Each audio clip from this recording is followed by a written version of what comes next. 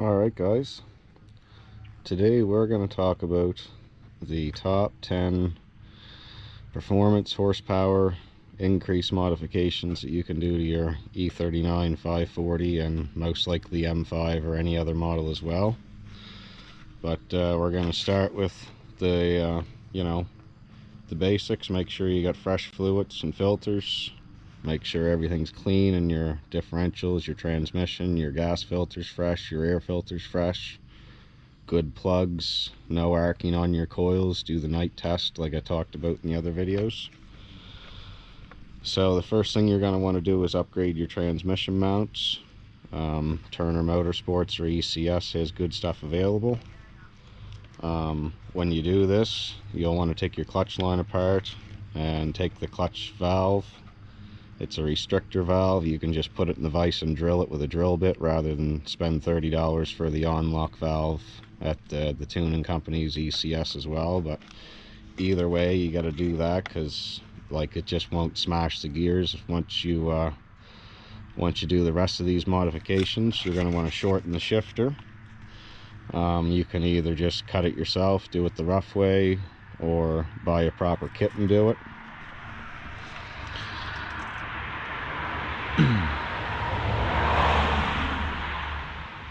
Next grade intake, upgrade rather, would be a cold air intake, or even just an aluminum pipe filter intake like I have on this. You'll see that in the other videos, and I'll show you here in a few minutes as well.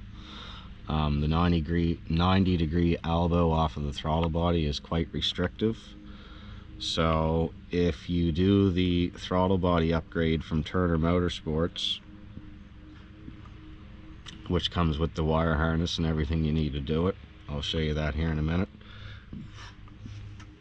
You're going to want to do this whole intake upgrade, otherwise the throttle body isn't going to gain you much.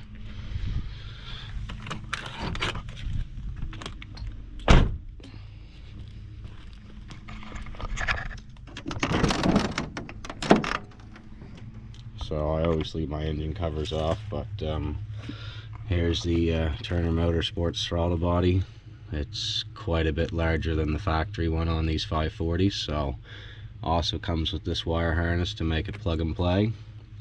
So you'll want to make this elbow bigger when you do that and fit your lines into it.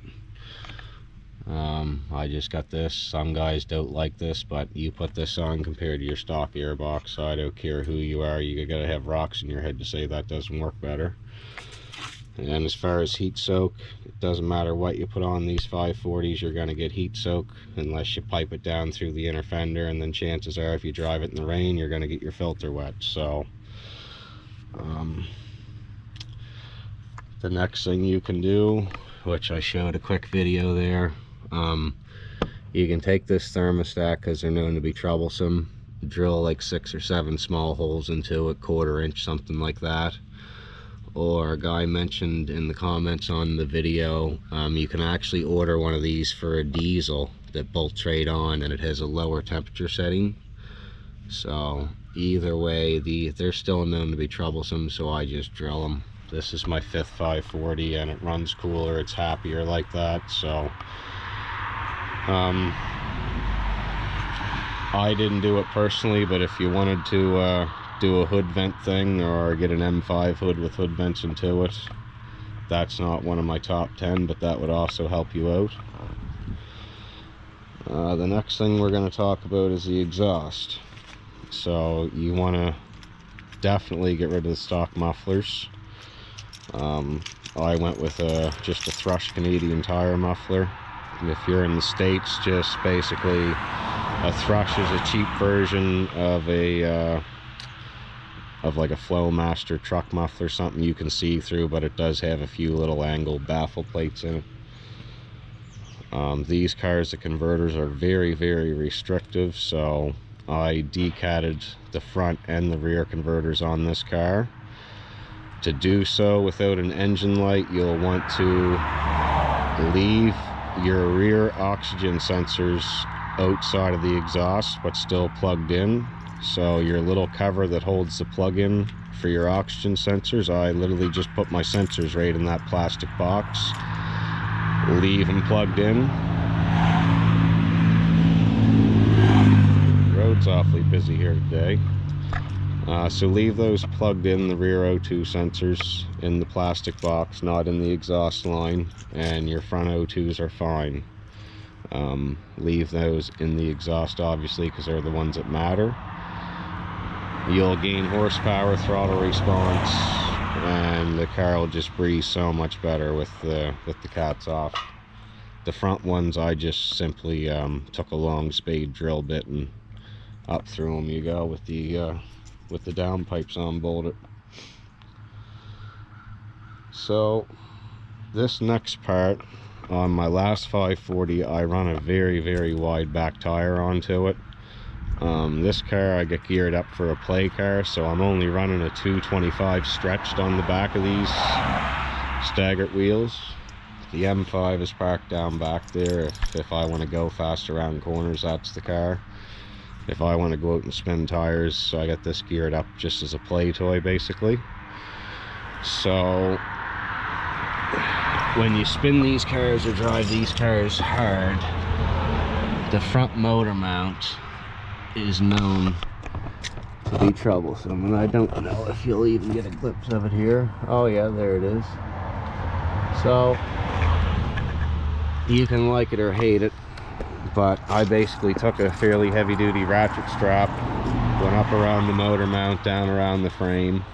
Doesn't cause any vibration, but 3 wraps and cinch it tight, and that motor's not moving. And if you ever do a hard gear shift that a motor tries to jump, the strap will keep the mount from tearing and the motor from smashing the side off your transmission.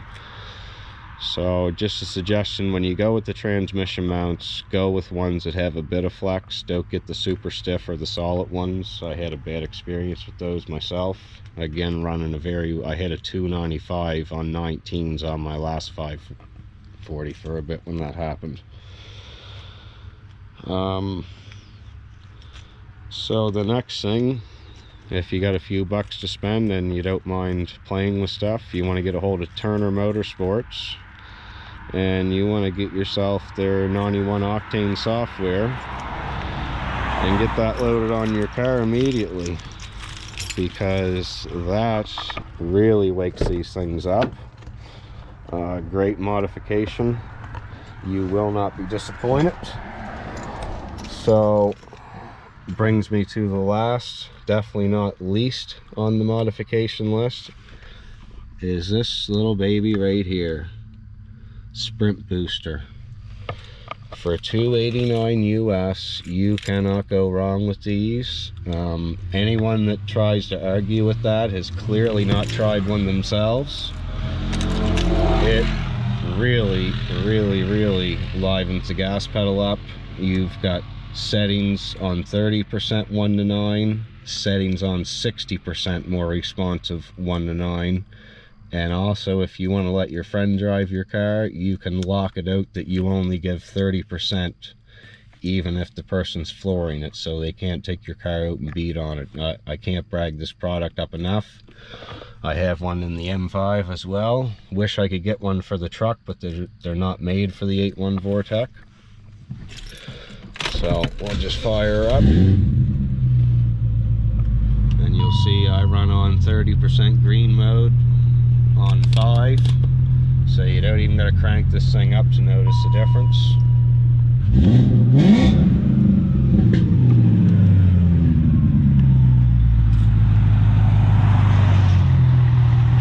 I built the exhaust.